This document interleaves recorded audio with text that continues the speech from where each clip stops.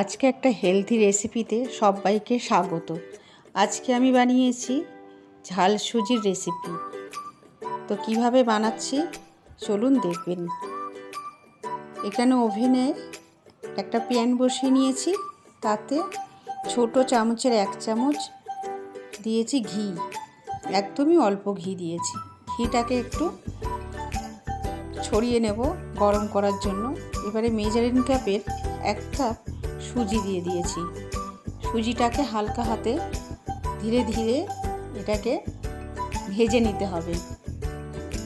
তো আমাদের হালকা ব্রাউন কালার হয়ে গেছে এবং ভালো স্মেলও বেরিয়েছে। তো আমার সুজি ভাজা রেডি হয়ে গেছে, এটা এক সাইডে রেখে দেব।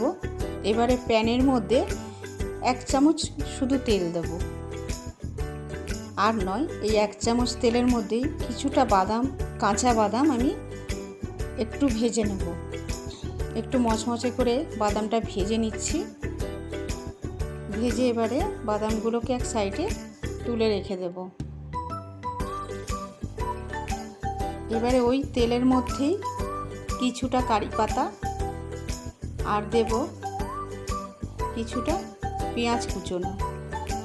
এবারে ভালো করে নাড়তে হবে যাতে পেঁয়াজটা পুড়ে না যায়। একটু পেঁয়াজটা মজে এলে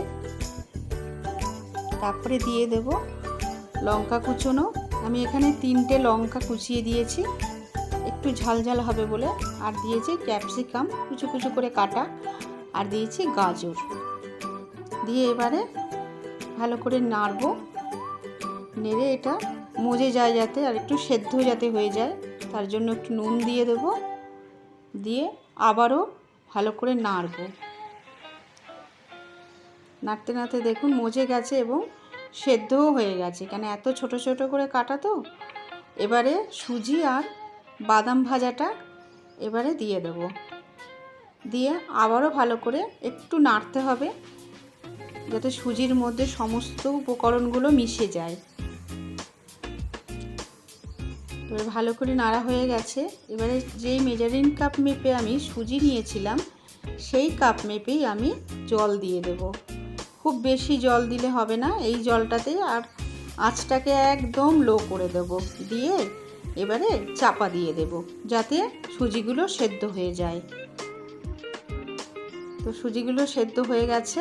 এবারে দিয়ে দেব 1 চামচ মতন চিনি, তাও কি ছোট চামচের চিনি, খুব বেশি চিনি নয়। হালকা একটা যাতে হালকা একটা মিষ্টি ভাব থাকে, খুব মিষ্টি নয়। এবারে চিনিটা মেশানোর জন্য এবার চাপা দিয়ে দিলাম। চিনিটা গলে গেছে।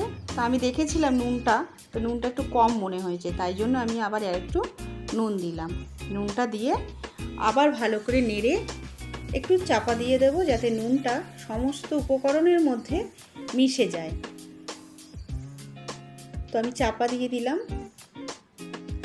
এইবারে কত সুন্দর দেখুন ঝরঝরে একদম হয়েছে, ঠিক এমনি স্ট্রাকচারটা আসবে। পুরো সুজিটা একদম ঝুরঝুরে হবে, আর খেতেও কিন্তু অসাধারণ হয়েছে। সমস্ত জিনিসটাই ঠিকঠাক পড়েছে।